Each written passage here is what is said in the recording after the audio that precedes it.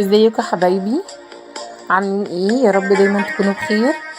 النهارده هنعمل مع بعض المنين، إيه او القراقيش بالعجوه، وممكن كمان نعملها ساده مع بعض.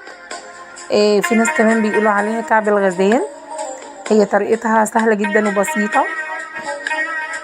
وكمان فيها كمان تكه كده حلوه قوي.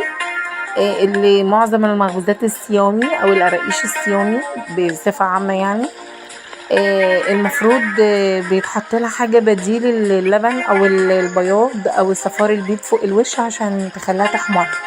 احنا هنعمل مكون سهل جدا وبديل للبيض، هيحمر الوش معانا، واي المخبوزات والقراقيش واي حاجه عايزينها صيامي. يلا بينا نشوف احنا عملناها ازاي مع بعض. انا عندي هنا كيلو دقيق، ممكن نعمل هنا نص المقدار. انا ضفت عليه معلقه كبيره خميره ومعلقه كبيره سكر ورشه ملح بسيطه. تمام. وحطينا كمان حطينا كوبايه سمنه نباتي وكوبايه زيت. ما ينفعش نحط الكوبايتين زيت، هينشف معانا العجينه جدا. تمام. هنبسهم بقى كده بين ايدينا كويس. هنبس الدقيق بالسمنه والزيت والخميره، هنبسهم كده بين ايدينا لغايه ما تشرب السمنه كلها والزيت مع بعض، تبقى عامله زي حبيبات الرمل كده معانا.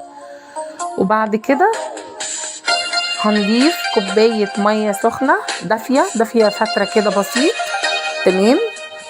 عشان الخميره تتفاعل.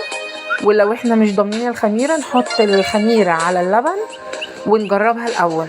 لو اتفعلت معانا يبقى خلاص، يبقى كده شغاله. لو ما اتفعلتش يبقى نرميها ونجيب غيرها بدل ما نبوظ الدقيق. هنفرد العجينه بقى بالنشابه الاول. هنسيبها تخمر حوالي ساعه.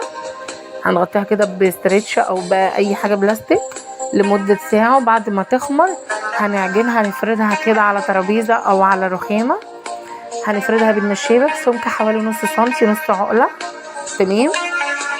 وبعد كده هنفردها معانا. وبعد ما تتفرد معانا هنكون فاردين العجوه بنعملها بمعلقه سمنه نباتي، ما ينفعش نعملها بزيت هتنشف مننا. وهنفرد العجينتين فوق بعض، يعني هنفرد العجينه اللي هي العجينه بتاعتنا، وبعد كده هنفرد العجوه بالنشابه بسمك رفيع جدا ونحطها فوق العجينه ونعملها زي رول كده مع بعض. تمام. وبعد كده نقطعها بالسكينه، نقطع العجينه بالسكينه. اتلفت بقت رول زي ما احنا شايفين كده، العجوه باينه منها. احنا كمان نقدر نحط ملبن، نقدر نسيبها ساده.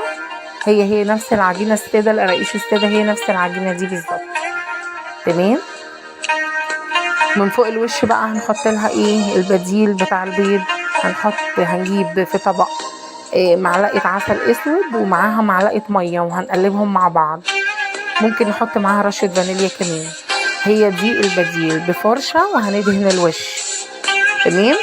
نسيبها تخمر تاني، نحط بقى السمسم، نحط اي حاجه احنا عايزينها. نسيبها تخمر حوالي نص ساعه تاني عشان احنا كنا فردينها، فالاختمار بتاعها قل شويه. ونبعد الواحده نبعدها عن التانية عشان ما يلزقوش في بعض.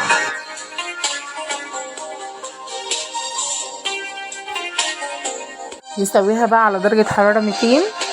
تمام. في الشبكه في النص لغايه ما القعر بتاعها كده يصفر. لو الوش لسه ما خدش لون ممكن نشغل الشوايه درجه بسيطه جدا، دقيقه مش اكتر من كده.